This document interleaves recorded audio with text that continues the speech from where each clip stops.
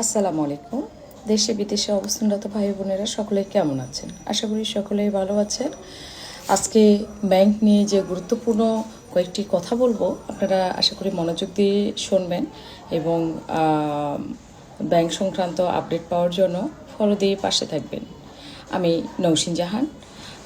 আজকের মূল আলোচ্য বিষয় হলো হেয়ার কাট বাতিল হলে আমাদের পরবর্তী পদক্ষেপ কী, কিংবা লেনদেন কখন স্বাভাবিক হবে, কিংবা হেয়ার কাট বাবদ যে টাকাটা কেটে রাখা হয়েছে সেটি আমরা ফেরত পাবো কি না। এর প্রশ্নের উত্তরগুলো আমি পর্যায়ক্রমে আপনাদের সামনে তুলে ধরবো। সেটি হচ্ছে যে হেয়ার কাট বাতিল হওয়ার যে বিষয়টি, যে 2024-25 সালের পেছনের যে 2 বছরের হেয়ার কাট বাতিল হওয়ার বিষয়টি, সেটি হচ্ছে যদি এটা বাতিল হয়েই যায় ইনশাল্লাহ, এবং এটা কেন্দ্রীয় ব্যাংকের গভর্নরের অনুমোদনের অপেক্ষায় আছে, তারপর ব্রাঞ্চে ব্রাঞ্চে এটি নির্দেশনা আকারে চলে যাবে এবং হেয়ার কাট বাবদ যে টাকাগুলো কেটে রাখা হয়েছে আমরা যতটুকু জানি যে সে টাকাগুলো ফিরিয়ে দেওয়া হবে, এই মর্মেই কেটে রাখা হয়েছে। প্রথম প্রশ্ন। দ্বিতীয় প্রশ্ন হলো যে অনেকের প্রশ্ন যে হেয়ার কাট বাতিল হয়েছে কিন্তু বর্তমানে মুনাফার রেট কমিয়েছে, তাহলে লাভ কী হইল? এটার উত্তর হইল যে ব্যাংকগুলো এখন আইসিইউতে রাখার মতো, এই 5টে ব্যাংক। হ্যাঁ, তো দেখা যাচ্ছে যে 24-25 সালের হেয়ার কাটও বহাল আছে, প্লাস তারা 26 সালের মুনাফা রেটও কমাইয়ে দিল, তাহলে আমরা উভয়ভাবেই ক্ষতিগ্রস্ত হতাম। কিন্তু পেছনের হেয়ার কাটটা বাতিল করে সামনে যেটা করছে যে 26 সালের মুনাফার রেট কমিয়ে দিয়েছে, তাহলে আমরা একদিকে ক্ষতিগ্রস্ত হচ্ছি। অন্তত তারা 24-25 সালের হেয়ার কাটটা উঠিয়ে নেওয়ার মানে প্রসেসিংয়ে আছে।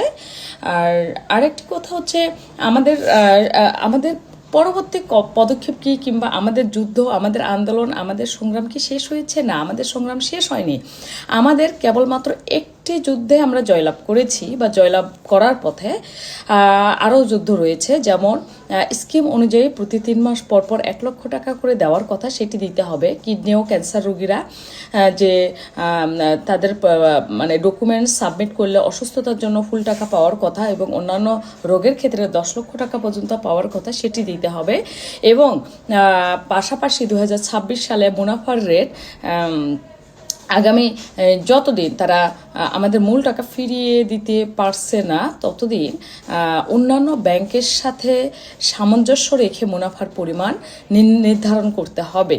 কোনো প্রকার মুনাফা নির্ধারণের ক্ষেত্রে বৈষম্য করা চলবে না, কেননা এটি আমাদের হকালেলির টাকা। আমরা এই সব ব্যাংকের ভালো অবস্থান দেখে টাকা রেখেছিলাম, আমাদেরকে ব্যাংকের দুর্বলতা কখনোই প্রকাশ করা হয়নি, এবং আমরা সম্পূর্ণ বাংলাদেশ ব্যাংকের জিম্মায় টাকা রেখেছিলাম। সুতরাং আমার প্রিয় ভাই ও বোনেরা, আপনারা আশাহত হবেন না, আপনারা নিরাশ হবেন না। আন্দোলন আমাদের শেষ হয়নি, আন্দোলন আমাদের কন্টিনিউ করতে হবে এবং আমাদের দাবিগুলো জোরালোভাবে উপস্থাপন করতে হবে যে অন্যান্য ব্যাংকের সাথে সামঞ্জস্য রেখে মুনাফার পরিমাণ নির্ধারণ করতে হবে এবং স্কিম অনুযায়ী প্রতি 3 মাস পর পর টাকা দিতে হবে এবং কিডনি ক্যান্সার রোগী সহ অন্যান্য রোগের ক্ষেত্রে যথোপযুক্ত টাকা প্রদান করতে হবে এবং সেই সাথে ব্যাংক ব্রাঞ্চ ম্যানেজারদের আচরণ ভালো করতে হবে।